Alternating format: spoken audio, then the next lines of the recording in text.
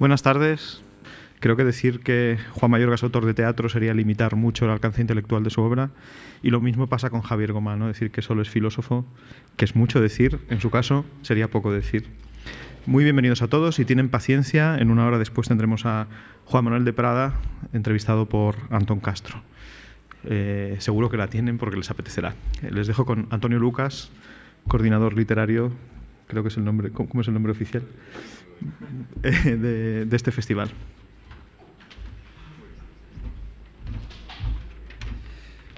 Bueno, buenas tardes y bienvenidos al Instituto Cervantes, al que debo agradecer que este año se haya sumado y haya desplegado su complicidad con el Festivaleñe, que empezó el lunes pasado en Casa de América y que se rematará el sábado 28 en el Círculo de Bellas Artes. Digamos que el núcleo central del festival es a partir de hoy y hasta ese sábado, con el fin de fiesta del Círculo. Para mí es un motivo de entusiasmo el poder haber conjuntado tantas mesas tan distintas, contar con autores, autoras, creadores y creadoras de tan plural paisaje creativo. Y en este caso la mesa de hoy era una de las que me hacían especial ilusión por escuchar a dos de los referentes principales de la filosofía, del teatro y además en ese orden y mezclados, como bien ha anunciado o ha comentado Martín López Vega.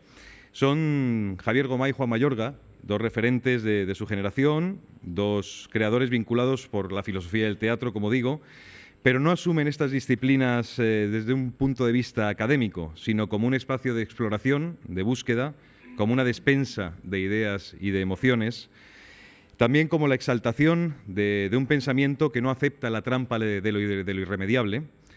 Y bueno, pues ellos saben que en teatro, que en filosofía, todo se puede decir, todo es posible, y la obra de ambos es abundante en este sentido. El despliegue de su repertorio intelectual está fijado además en intervenciones públicas, en artículos, en entrevistas, en su propia obra, y su teatro queda ahí, dispuesto como una geografía en marcha que se llena de voces y de gentes, su teatro y su pensamiento, lleno de voces y de gentes que son espejos de nuestras voces, de nuestros entusiasmos, de nuestros desafectos, de nuestra incertidumbre también.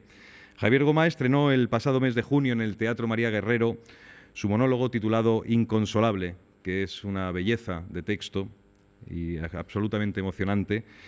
Y Juan Mayorga tiene más de 40 piezas teatrales y siempre alguna en escena. La última, que yo sepa, y si no él nos corregirá, es el Cartógrafo. Por lo menos ha estado hasta hace muy poco, si es que ha acabado ya la gira, funcionando muy bien por todos los teatros de España.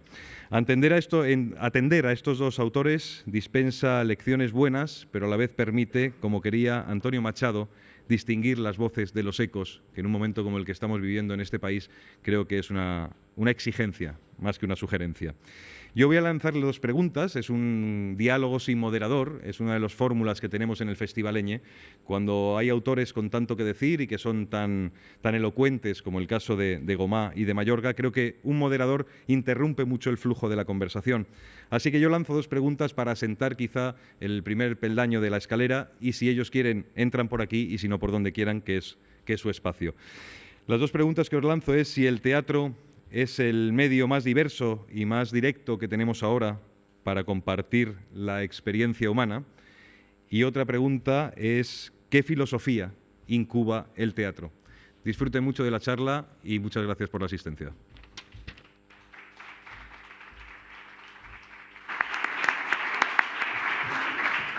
¿Te parece que parto con la...? ¿O empieza tú? Sí. Muy buenas tardes. No sé si se me oye, sí. Buenas tardes. Yo suelo ser muy breve, pero muy intenso en el capítulo de agradecimientos. Gracias al Instituto, gracias, Antonio. Lo primero es que las dos preguntas, según advierto, plantean sendos territorios. El primero es el del teatro y el segundo de la filosofía. Y la primera pregunta que me gustaría compartir con todos vosotros y también conocer la opinión de Juan es si realmente hay un abismo insondable que separe la filosofía del teatro. Porque voy a mencionar mi propia experiencia, que la ha vivido, sin embargo, con naturalidad, como dos terrenos prácticamente concomitantes. Para empezar, por la filosofía misma, la naturaleza misma de la filosofía, que a mi juicio la filosofía es literatura. Literatura conceptual, como suelo describirla, pero básicamente literatura. Cuando terminé mi tetralogía de la ejemplaridad, me sentí llamado a tratar de responder a la pregunta de por qué dedicas los mejores días, los mejores años, las mejores horas de tu vida a algo que nadie te pide. Y la respuesta que traté de darme a mí mismo, la que encontré como mejor, es por la vocación literaria. De manera que la palabra filosofía, que incluye en su seno el concepto de amor, solo se explica como un acto de enamoramiento parejo al de un poeta, un autor teatral o un narrador. Y la diferencia, desde mi perspectiva, entre la filosofía y otros géneros, como por ejemplo, y singularmente el del teatro, es solo de estrategia comunicativa. Uno tiene una emoción antecedente, producida normalmente por un nudo de relaciones o de ideas. Eso produce un embargo emocional del que uno solo se libera cuando produce una obra que solamente por estrategia puede ser verso, puede ser concepto, o puede ser drama, o puede ser narración. A eso me gustaría añadir que mi propia evolución personal me llevó a insistir una y otra vez en la importancia de la oralidad, quizá acerca del concepto de ejemplaridad pública, insistiendo en el concepto de lo público que adjetiva a esa ejemplaridad. Y también por mi experiencia personal de conferenciante, charlista, que la posición de escritor normalmente te lleva y que me hizo sentir con especial intensidad las sagradas leyes de la oralidad. Cuando uno escribe un texto, pues literario, pues uno puede decir todas las menudencias que se le ocurren sobre lo que ha hecho esa mañana, porque se suele decir el papel lo soporta todo.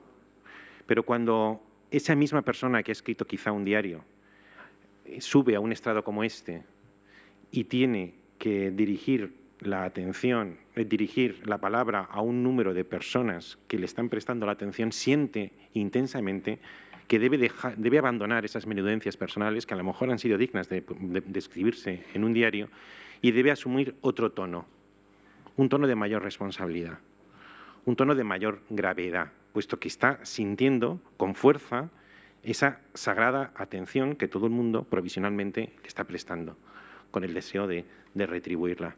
Y esa responsabilidad en la literatura era una plasmación en el ámbito estético de esa ejemplaridad pública que había razonado en otros sitios.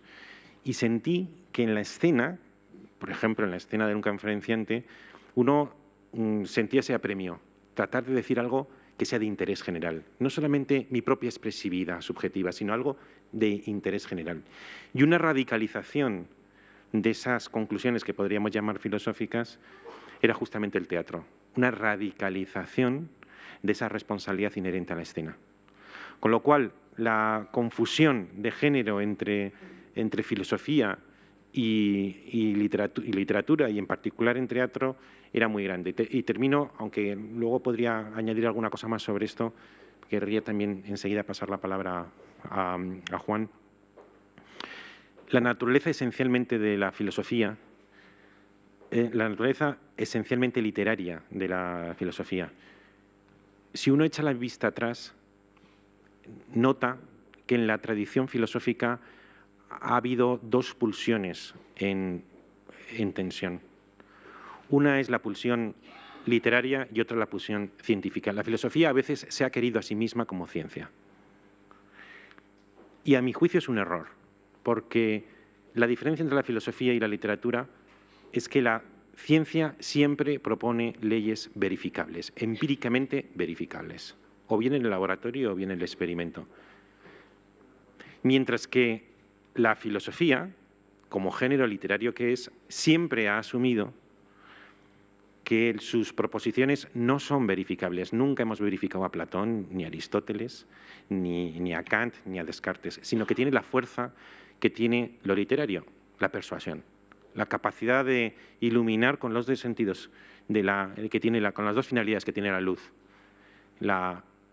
alumbrar el entendimiento y dar calor al corazón a través del entusiasmo. Y entonces advertimos que la filosofía, desde Platón, que escribe diálogos y que, como sabéis, escribió tragedia, y que no triunfó, y entonces inauguró la filosofía con la forma literaria del diálogo, claramente literaria, hablando del amor, de la amistad, de la justicia, con personajes equivalentes a los de una narración. Sin embargo, en la segunda mitad de su filosofía, quizá a partir de la República, siente una seducción que será permanente en la filosofía, que es la seducción de la exactitud, de lo sistemático, de lo exacto, de lo científico. Y a mi juicio, cuando eso ocurre, y termino, primero, la filosofía nunca llega a ser científica y, por tanto, se extravía en su intento y fracasa en su intento de ser científico. Y, en segundo lugar, desvirtúa su verdadera naturaleza, que es literaria. Y no es casual que en el mismo sitio y en el mismo tiempo naciera la filosofía y el teatro. En Atenas, en ese gozne entre el siglo V y en el siglo IV, nacieron ambos, posiblemente como secularización de otra cosa que luego, si queréis, os comento. Sí, gracias, Javier. Gracias a todos por estar aquí, gracias al Cervantes por acogernos y gracias, desde luego, a Antonio Lucas por su amabilísima presentación. Cuando me llamó Antonio Lucas, para mí fue decisivo poder encontrarme de nuevo con mi amigo Javier y conversar un rato con él y aprender de él. Él ha exagerado, Antonio Lucas, diciendo que ambos somos filósofos. Yo, desde luego, no lo soy, o no lo soy más que cualquiera de vosotros. O sea, todos tenemos la obligación de ser filósofos, de cuestionarnos radicalmente quiénes somos, cómo nos relacionamos con los demás. ¿Por qué estamos aquí? Solo en esa medida me siento bajo el rubro de filósofo. Javier sí lo es, en un sentido más intenso, y he aprendido mucho de él, y mi teatro también ha aprendido de él. Nos preguntaba Antonio Lucas dos cosas que yo creo que están vinculadas, pese a que son tan distantes, ¿no? Por un lado, nos preguntaba si el teatro es el medio más directo y diverso de atesorar la experiencia humana, y luego nos preguntaba por la vinculación tensa, pero también densa, entre la filosofía y el teatro. Y voy a atender un segundo a esas dos, para empezar, a esos dos adjetivos que ha utilizado Antonio para hablar. ¿Dónde está Antonio? ¿Qué? Está aquí, perdona. No, dice el medio más directo y más diverso para hacerse cargo de la experiencia humana. Conviene subrayar, efectivamente, que el teatro es extraordinariamente elemental, es ingenuo, pero al mismo tiempo no tiene otro límite que la imaginación. Y eso lo convierte en extraordinariamente poderoso. He contado alguna vez una experiencia que tuve hace un par de Semanas Santas que me reveló o sentí, digo, esto es el teatro, ¿no? Y lo cuento rápidamente. Estaba hace un par de Semanas Santas en Malta. Lo he contado alguna vez, y si alguien me lo ha escuchado, le pido perdón, ¿no? Estaba en Malta. Como sabéis, en Malta se vive con gran intensidad la Semana Santa, por razones históricas, supongo, ¿no? Y estaba el Viernes Santo dando un paseo por un pequeño pueblo, el pequeño pueblo donde estábamos alojados. Mi familia se quedó en la casa, teníamos un Airbnb, y yo di una vuelta aquel Viernes Santo, noche cerrada, no veía a nadie en la calle, solo esas cruces enormes, y en un momento dado digo, mira, ahí parece que hay vida, ¿no? Y era la iglesia, la pequeña iglesia de este pequeño pueblo. Y de pronto vi que todo el pueblo estaba ahí. Estaba ahí todo el pueblo, y entre otras me saludó la señora que nos había alquilado la casa en el Airbnb. Y había un muchacho que sostenía una cruz. Y en esa lengua bellísima, pero para mí incomprensible, se ve que estaba rezando algo que otro repetí, que la gente allí congregada repetía. Yo me puse respetuosamente al margen junto a una chica que vendía estampitas, ¿no? Y entonces, de pronto, en un momento dado, el hombre se vuelve, el chaval de la cruz se vuelve, esto tiene que ver con tu pregunta, aunque parezca muy largo, se gira y se pone mirando hacia una puerta lateral. Y de pronto se pone todo el pueblo detrás de él, toda la gente se coloca en fila detrás de él, ¿no? Y yo digo, bueno, pues yo me voy a poner también, me pongo detrás y sale el hombre y toda la gente detrás. Y pensé, empieza la procesión. Empieza la procesión. El caso es que salimos a la calle, igual no es mi sorpresa, cuando de pronto el hombre vuelve a entrar por la puerta principal de la iglesia y todo el pueblo con él y todos se vuelven a colocar donde antes estaban, ¿no?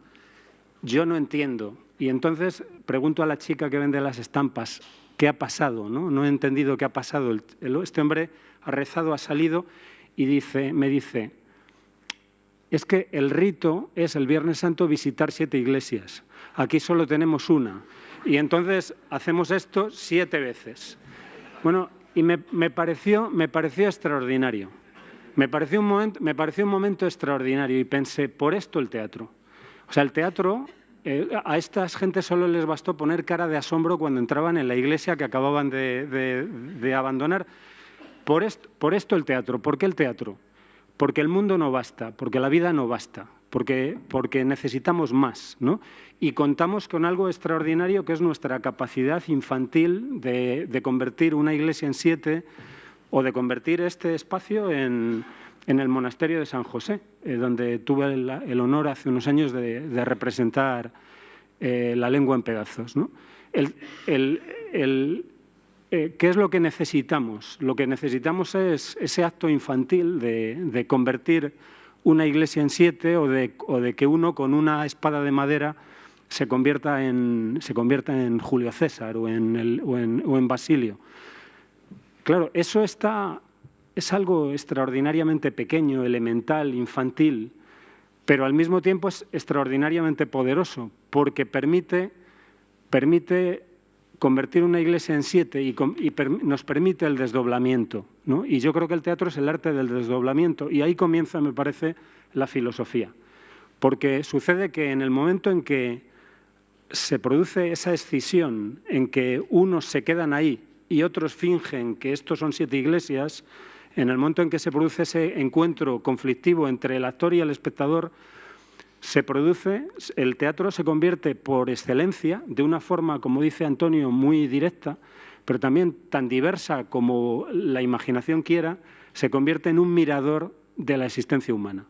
En este sentido, el teatro, en tanto que mirador de la existencia humana, en tanto que lugar en que de forma muy elemental observamos posibilidades de la vida humana, en ese arte de la reunión y de la imaginación, se convierte inmediatamente en filosofía. Y sucede que nos da a ver la vida. Nos da a ver la vida, nos la extraña, nos da a ver la vida en su extrañeza y nos muestra, y creo que ese es el tema desde los atenienses, ¿no? Nos muestra ante todo nuestra fragilidad. Nos muestra también la conflictiva tensión entre nuestros tiempos, porque eso es también un tema del teatro desde entonces. Tenemos edades, ¿no? Y nuestro presente tiene un conflicto irresoluble con su pasado y con su futuro. Y nos muestra también como seres atravesados por palabras. El teatro es un lugar, yo creo que el teatro es un espacio que de forma directa y muy diversa se convierte en arte de la crítica y de la utopía. Y comienza por ser un arte de la crítica y de la utopía del lenguaje mismo, ¿no? De cómo usamos las palabras, de qué hacemos con las palabras, cómo amenazamos, nos autoengañamos. En este sentido, el teatro es capaz, me parece, de extrañarnos frente a nuestra propia palabra y al mismo tiempo de hacernos desear más palabra y haciéndonos desear más palabra nos hace desear más vida. De forma que entiendo que como Javier no es insignificante que ambas artes naciesen juntas, ¿no? y que permanentemente se está enterezando. Dicho esto, sucede además que hay un teatro que probablemente tiene una especial vocación filosófica. Yo siempre me digo que el teatro que amo está atravesado de acción, de emoción, de poesía y de pensamiento. Y sucede que cuando ante autores como Sófocles, como Ibsen, como Pirandello, como Calderón, descubrimos esa cuarta línea de fuerza, sentimos que el teatro nos está entregando algo enorme. Si bien para que tenga valor esa cuarta pata, esa cuarta columna, tienen que existir las anteriores. Es decir, tiene que haber acción, tiene que haber emoción, tiene que haber poesía. Y solo entonces valoraremos el pensamiento. Y ese pensamiento, me parece, en ese pensamiento, como dice Javier, lo fundamental será, y ese será el espacio del teatro, lo no calculable, lo no verificable, las zonas grises. Cuando el teatro es capaz de poner ante el espectador, suspender al espectador ante una buena pregunta, creo que está cumpliendo una función filosófica y, en todo caso, moral y políticamente muy relevante. Bueno, Juan ha dicho en público lo que yo le había dicho en privado antes, y es que me gustaba mucho esta conversación porque le iba a formular muchas preguntas con las que iba a aprender yo mucho, y me lo ha devuelto en público, y me gustaría decir que me ha traicionado. Y en segundo lugar, que yo he tenido una secreta complicidad con Juan, porque tened en cuenta que dentro del ámbito del teatro, para alguien que, como yo, no es que no hubiera escrito nunca teatro antes, es que ni siquiera soy un hombre de teatro. Soy un hombre que va al teatro, pero no es un hombre que pertenece al universo del teatro. Pues Juan, para mí, era una luminaria por su inteligencia, por su profundidad, por su pensamiento, que a los ojos está, a los oídos está, que es tan estructurado, y por su cortesía, que es algo que le caracteriza mucho. Una de mis seducciones por el teatro tiene que ver con el aplauso, porque los que nos dedicamos al ensayo nos esforzamos intensamente según mi pauta personal es un párrafo al día cuando estoy escribiendo un libro, y que después de mucho denuedo, mucho esfuerzo y mucho cansancio, termino el párrafo, cierro el ordenador y nadie me aplaude. El ensimismamiento de lo literario es muy triste. Decía, quizá os acordéis, Fernando Gómez, que él siempre se extrañaba de que cuando terminaba la presentación la gente le aplaudiera, y notaba que cuando él iba al notario y el notario estampaba la firma sobre un documento, no se levantaban los oficiales y le aplaudían, porque simplemente había hecho su trabajo. Ya en lo cúspide de la admiración es cuando vas a un concierto, que ya no es que le aplaudan cuando ha terminado, sino es que le aplauden cuando sale. Y esto me parece la máxima aspiración, por contraste a esa tristeza del escritor de ensayo que simplemente termina el párrafo y como mucho le llaman a poner la mesa. Y había un anhelo por mi parte por tener algún tipo de esa especie de vibración eléctrica, esa especie de gracia derramada de las musas que solo comparecen en los actos comunitarios, porque en soledad no, que tienen que ver con el aplauso y con esas artes que suscitan un enamoramiento o una pasión de tal manera que la gente lo canaliza a través del movimiento rítmico de las palmas. La fascinación de las artes representativas, cuando alguna vez pienso sobre ellas, me acuerdo de aquel dicho de Camus que llegó a escribir: lo único que al hombre, también se podría decir inversamente de la mujer, lo único que al hombre le dejaron llevarse del paraíso es la mujer. El enamoramiento, la fascinación que para un hombre, o por lo menos para algunos hombres, produce la mujer es algo así como un traslado sentimental hacia ese lugar sin dolor, ni envejecimiento, ni muerte, que es el paraíso. Yo añadiría que la segunda cosa que nos dejaron traer fue el arte, porque el arte suscita la ilusión de una representación de la vida incruenta. Nosotros vemos a Edipo, o vemos a Antígona, o vemos a Segismundo, le compadecemos, le acompañamos, sufrimos con sus sufrimientos, pero quien se muere, en el caso, por ejemplo, de Edipo o de Antígona, es él o ella. Yo vuelvo a lo mío. Con lo cual, uno produce el espejismo de ese mundo donde, como ha dicho Juan, se representa nuestra vulnerabilidad consustancial, pero redimida, iluminada por una gracia, donde nada muere, donde las cosas que ocurren, pero de una manera hasta cierto punto iluminada. Yo cuento cosas en mi obra, pueden ser cosas terribles, pero al final es una representación incruenta, sin muerte. Con lo cual, satisface ese anhelo de totalidad que seguimos teniendo en nuestro corazón cuando nos han arrojado a este mundo de fragmentos que no componen nunca las piezas del puzzle. Siempre vivimos las piezas no encajan y además son más escasas y no acabamos de ver lo que el puzzle nos dice. Y también ha mencionado Juan, respondiendo a la pregunta de Antonio sobre si el teatro es o no un medio más directo. Dejadme que avance una palabra sobre ello. He sostenido incluso en el máster de Juan, que una vez tuvo la cortesía de invitarme, que el arte, la cultura en general, hasta el siglo XVIII, fue enteramente una cultura oral. No quiere decir que no existiera la escritura, existe desde los fenicios, ni que no existiera la imprenta, existía la imprenta, pero todo ello en un universo de oralidad.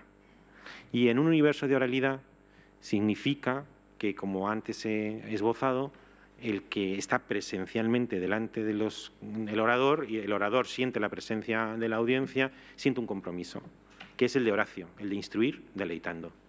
Tú sientes esa atención y la quieres devolver pagando los intereses de ese préstamo con un poco de instrucción y, si puede ser, con un poco de amenidad y un poco de deleite. Y entre todas las artes hasta el siglo XVIII, a mi juicio, la suprema desde la perspectiva es justamente el teatro, que fue calificado con un vocabulario que hoy nos parece anacrónico, pero que esconde una profunda verdad, como escuela de costumbres, que tiene un impacto extraordinario y el autor no puede desmerecer ni desertar de la obligación de instruir y deleitar a un público que se reúne y que se convoca. No hay nada que literariamente, artísticamente pueda competir en fuerza a carácter casi de comunión que tiene una multitud congregada para experimentar conjuntamente una obra artística. No hay nada, creo, semejante a esa emoción colectiva y ese aplauso colectivo, si finalmente lo merece. Entonces, en ese sentido, el arte supremo hasta el siglo XVIII, como asunción de las consecuencias de su carácter oral, fue el teatro. Y, de pronto, en el romanticismo, en el que se produce el descubrimiento del sujeto de sí mismo, de la autoconciencia, todas estas limitaciones del instruir deleitando de Horaciano, de pronto eran anacrónicas, eran anticuadas, porque lo único que quería uno era expresar su autenticidad. El principio supremo ya no es instruir y deleitar, sino la sinceridad, la autenticidad. Y sí, por eso la cultura se hace literaria, porque lo que verdaderamente soporta este nuevo principio es el papel. Y ahí nace una época de autenticidad, de expresividad, de subjetividad, de autoconciencia, sin instruir y sin deleitar. Y a mi juicio la relación que el teatro tiene, que por otra parte es tan glorioso, empieza a ser más difícil con el teatro romántico. Porque además Juan también ha mencionado, Juan ha mencionado que el teatro tiene siempre una función de crítica y utopía. Pero claro, es, a mi juicio, un mencionar con palabras modernas lo que antes hablábamos de escuela de costumbres. Es decir, tiene una función social que el autor no puede ignorar. Insisto, si yo escribo por la mañana, y digo, esta mañana me he levantado, me he lavado los dientes, me he tomado una pastilla, luego me he afeitado, pues el papel lo soporta y quizá alguien lo lea algún día. Pero si lo digo esto oralmente, inmediatamente alguien me dice, ¿a mí qué me importa? Y con razón, porque lo que literariamente en el papel se admite, oralmente no se soporta. Y eso llevadlo al teatro. El teatro es la máxima expresión de este principio. Y por eso a veces el teatro es desalentador. Cuando notas que hay un templo, hay un escenario, hay unas butacas, que todo induce a concentrar la atención en lo que está ocurriendo en escena, y lo que está ocurriendo en escena desmerece todo el marco creado. Y te parece o una tontería, o una subjetividad, o una pura expresividad, o una exaltación de la sinceridad, o una banalidad. Parece como que es incompatible el teatro con esa especie de cierta banalización que produjo la cultura de la autenticidad hasta el siglo XIX. Y por eso, y ya con eso le paso la palabra a Juan, y por eso, si, como pienso, estamos en una época de segunda oralidad, en la que es una oralidad que, a diferencia de la primera oralidad, es compatible con la escritura, es más, presupone la escritura, pero hay nuevas formas de oralidad. La televisión es una, la radio es otra, las redes sociales son otras, donde no siempre es oral, pero donde se produce claramente un impacto de la oralidad. Eso a mí me hizo imaginar una superación de la cultura literaria subjetivista, que tantos frutos maravillosos ha dado, pero que a mi juicio también está un poco, que está decayendo, está abatiendo, ya no tiene la fertilidad de antes, y me hizo imaginar una poética de la ejemplaridad donde volvíamos a recuperar de otra manera ese instruir deleitando de Horacio, bajo nuevos presupuestos, y encuentro en esta tercera fase al teatro como género supremo, como género en vanguardia para esa recuperación de la responsabilidad en el arte. Sí, Javier. Has presentado elementos muy interesantes y yo voy a intentar entrar en conversación con algunos y en un cierto punto, siempre no intentando abandonar la cortesía, discreparé un poco. Javier ha dicho que él no es hombre de teatro y su obra Inconsolable lo desmiente y los que estamos en el teatro estamos deseando que nos entregue pronto otro texto. Él ha hablado del aplauso, ha hablado del aplauso y, por tanto, ha hablado del espectador, ha hablado de la presencia del espectador. Y esto es decisivo. Cuando un dramaturgo está escribiendo un texto, de algún modo ya sabe que está construyendo un hecho social. Sucede que ese texto que está escribiendo ha de provocar un deseo de teatro, ha de provocar el deseo de unos actores de reunirse en torno a ese texto y luego, en un determinado momento, de abrir su reunión a la ciudad. Eso es lo que está ya implícito en ese extraño artefacto literario que es el texto teatral. El espectador, por tanto, es parte de la representación incluso desde antes de que el texto mismo se haya escrito. El espectador siempre es un fantasma que está allí, está entre líneas. Cuando uno escribe un texto teatral, está proponiendo una reunión. Y está proponiendo una reunión con eso que llamamos público, y yo he dicho alguna vez que no me gusta hablar del público, sino de los espectadores. Y recuerdo una y otra vez las expresiones de Kierkegaard acerca del público, que cuando dice Kierkegaard que el público es un maestro de la nivelación y que de algún modo el público quiere convertir a cada espectador en público, y pienso que, por el contrario, el teatro ha de restituir a cada espectador el derecho a su singularidad. Escribimos un texto teatral y construimos esa experiencia poética a la que llamamos teatro, que solo tendrá lugar en esa conversación conflictiva con el espectador. Mencionaba Antonio en mi espectáculo El cartógrafo. Lo hemos hecho el otro día en San José de Costa Rica y estábamos asustados, ¿no? Fuimos a un teatro muy grande que se llama allí el Melico Salazar Y yo cuando estoy sentado ahí y empiezo a ver a cada espectador, yo tengo miedo de ellos, ¿no? De cada uno de ellos. Me pregunto si en un cierto momento me van a identificar como el agente de eso y van a volver digo, no me matarán porque es ilegal, pero puede que en un momento dado tengan algo contra mí. Sucedió que la función fue la más maravillosa que hemos tenido, porque en un determinado momento sentimos que había una escucha especialmente generosa y los actores, José Luis García Pérez y Blanca Portillo, lo recibieron esa energía y entraron en una conversación que nunca antes se había dado entre cada espectador y ellos.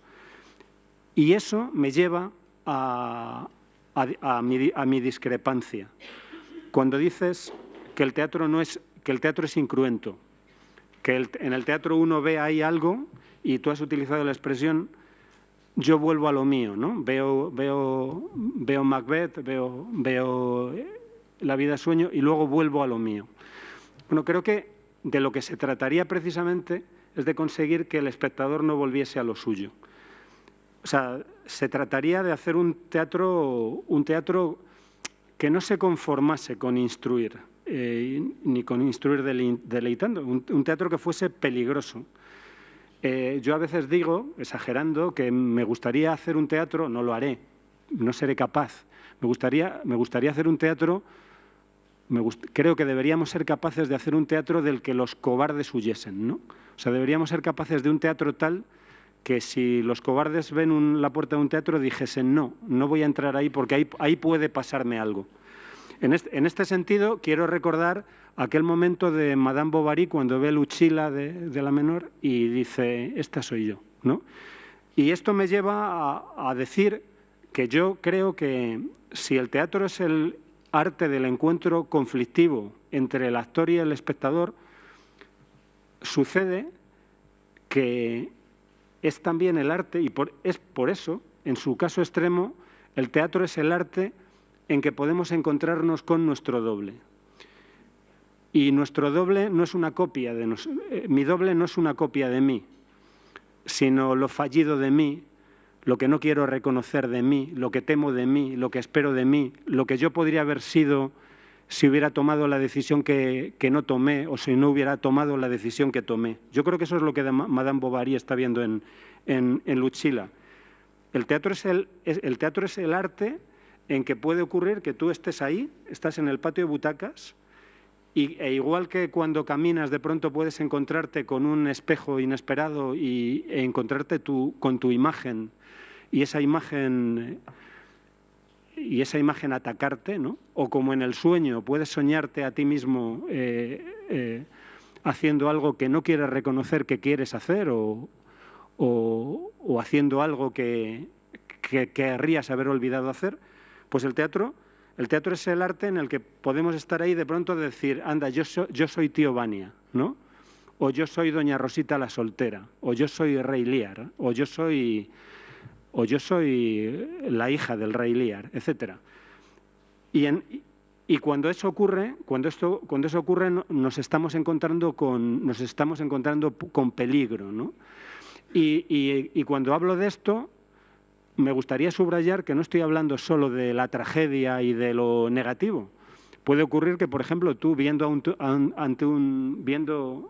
una obra de teatro, viendo teatro, sientas que no acaricias lo bastante y salgas del teatro queriendo acariciar, o sientas que no bailas y cuando querrías bailar, ¿no? En este sentido creo que el teatro debería ser cruento, ¿no? Y el mejor teatro tiene esa capacidad, ¿no? Tiene esa capacidad de hacer que tú vuelvas no a lo tuyo, ¿no? A veces digo que me gustaría hacer una obra tal que el espectador no volviese a su casa, o si volviese otro, de forma que los que están en su casa esperándolo no lo reconociesen. Yo retiro lo de a lo mío. Primero porque creo que tienes razón y en segundo lugar porque además me doy cuenta que no es fiel a mi propio pensamiento. Sí mantengo, porque creo que es un tema solamente de diferencia de vocabulario, lo de incruento. Lo que me refiero con ello es que hay una experiencia que tiene que ver con el arte de vivir, tu propia vida, que normalmente en ti pues, produce unas muescas, ¿no? en tu alma, unas heridas, y en cambio uno puede asistir a muertes, parricidios, suicidios, amores enloquecidos, sin necesidad de atravesar directamente esas experiencias, sino de una manera, por decirlo así, sucedánea o subalterna, ancilar a través de los personajes que lo representan. Y es ahora cuando ya me retracto y no vuelves a lo antiguo. Eso lo he dicho mal, porque justamente soy un firme partidario de la recuperación de lo que podríamos llamar la catarsis, una recuperación de la catarsis, que es no solo un teatro de entretenimiento y de instrucción, sino un teatro de transformación interna, como bien dice Juan, a través de la teoría del doble, un teatro de autoconocimiento, un teatro en el que de pronto profundizas en ese bien supremo que todos sentimos, aunque muchas veces es difícil de definir, que es la dignidad, que me gusta definir como aquello resistente y aquello que estorba. La dignidad es lo que resiste todo, incluso el interés general. Y cuando cuentas tantas historias de resistencia de la dignidad, de atropello de la dignidad, pero también de su resistencia, permiten un mayor conocimiento de esa dignidad residente también en uno mismo y un anhelo de elevación en esa línea y de autoconocimiento, que Juan lo ha dicho a través del doble. Y si me permitís presumir un minuto también de una experiencia personal, y es que cuando se estrenó Inconsolable, pues hubo gente que le gusta, uno piensa que es más gente la que dice que le gusta porque son los que te lo dicen, y luego supongo que habrá a lo mejor igual o más número, pero no te lo dicen, pero bueno, uno siente que la experiencia fue muy positiva y recibe muchos testimonios de aquí y de allá. Y uno fue el director, Ernesto Caballero, de la obra, que me contó una anécdota que a mí me pareció hermosa. Me decían, se me han acercado varias personas para darme no la enhorabuena, sino las gracias. Y a mí ese detalle me conmovió porque me sugería que ese lector, ese espectador, no era solamente la enhorabuena por un buen trabajo, sino las gracias por una transformación interna que esa obra le había llevado a un cierto autoconocimiento. Así que absolutamente, o sea, retiro lo de a lo tuyo y en cambio simpatizo enormemente con un teatro que recupera la catarsis, la capacidad de conversión del corazón en la línea que sea, sobre todo, a mi juicio, en la línea de una mayor conciencia de la propia dignidad o de la distancia respecto a esa dignidad que ambicionamos.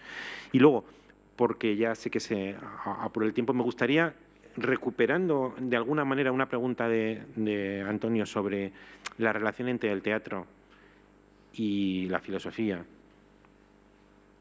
un pensamiento, y es ¿qué posición ha tenido la filosofía en la historia occidental, la filosofía española? Y es verdad que hay grandes aportaciones, pero si asumimos la filosofía como una de las dos pulsiones, la filosofía como ciencia, la filosofía como sistema, entonces se puede contar la historia de la filosofía occidental prácticamente sin mencionar un español. Y normalmente se cuenta además. Y ahí somos de tercera regional respecto a un concepto de filosofía como ciencia, si uno quiere comparar con Spinoza, con Leibniz o con Kant o con Hegel o Schopenhauer o Husserl, pues España no tiene nada que ofrecer a cambio. Pero si comprendemos que esas dos pulsiones de la filosofía, la científica y la literaria, y aceptamos que la pulsión científica, como yo propongo, es espuria, y la genuina es la pulsión literaria, y asume la filosofía, que es literatura conceptual, entonces nos asomamos a la historia del pensamiento español, y de pronto, oh maravilla, la historia del pensamiento español no solamente no está en tercera regional, sino que se convierte en una potencia mundial.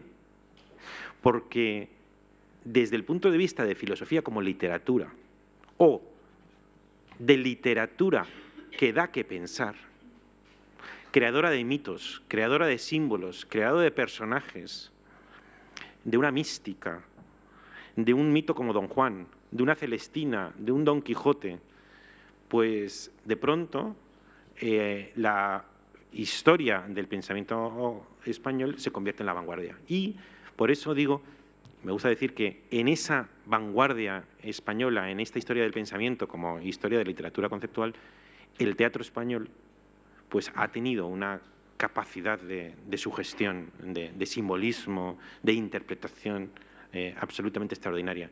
Y por eso creo que además de lo que he dicho, de que el teatro como obra a la vanguardia de esta tercera época de la nueva oralidad que antes he sugerido, añadiría que el teatro como artefacto filosófico, en el sentido no tanto de que proponga un sistema, sino de que propone una secuencia que da que pensar, tanto o más que la filosofía que lleva ese nombre. Desde esa perspectiva, la filosofía el pensamiento español es una gran potencia y, por tanto, podemos suponer, mirando el pasado y el precedente, que podrá seguir siéndolo en el futuro. Creo que tenemos que ir dejándolo, ¿no? 2 minutillos así. ¿Sí? ¿No? Tú cierras. Vale. Bueno, espero que la mía no sea la última palabra. Desearía que no lo fuese. Me interesa mucho lo que ha dicho Javier, reivindicando una visión más amplia del pensamiento español que aquel que solo reside en los tratados canónicamente conocidos como filosóficos. Y esto me lleva de nuevo a una de las preguntas iniciales de Antonio. Yo creo que si podemos hablar de una filosofía en el teatro, no debemos buscar un teatro que ilustre filosofía, un teatro que ilustre paradigmas filosóficos. A veces me digo que el teatro no ha de buscar una filosofía que lo legitime, sino ha de provocar una filosofía que lo prolongue. El teatro ha de ser capaz de suspender ante buenas preguntas y, finalmente, el pensamiento, si lo hay, será el de la asamblea y el del espectador. Mencioné antes a Ibsen, cuando para mí Ibsen encuentra de algún modo, construye un modelo, un paradigma del teatro mismo, o de la misión del teatro, en su obra Enemigo del pueblo. Porque Thomas Stockman empieza siendo enemigo del pueblo para convertirse finalmente en enemigo del público. Thomas Stockman empieza diciendo: el agua está envenenada, y el público está muy tranquilo, está contento, ¿no? Porque ve a un héroe defendiendo con dignidad una posición que ellos comparten. Pero en un cierto momento dice Thomas Stockman: el agua está envenenada, pero además la mayoría no tiene razón. La razón siempre está en minoría. Y ahí empieza a dividir al público. Y yo creo que un teatro que no es capaz de dividir al público y un teatro que no es capaz de dividir a cada espectador es un teatro irrelevante. En todo caso, sucede que el teatro, como nos ha explicado muy bien Javier, es capaz de provocar un pensamiento que incluso no esté depositado en filosofemas, y puede suceder que el enfrentamiento de partes, el enfrentamiento escénico entre partes, pueda producir razón incluso si las partes no la tienen, porque puede que el espectador encuentre una razón que los personajes que están en escena no han hallado, ¿no? Y yo confío en que, al fin y al cabo, esta conversación que hemos tenido, no en una cafetería ni en nuestras casas, sino aquí con vosotros, pues más allá de lo que nosotros hayamos podido ofrecer, habrá tenido algún valor si vosotros habéis generado argumentos y contraargumentos más allá de las modestas posiciones que nosotros hayamos podido presentar. Y nada, muchas gracias. Muchas gracias.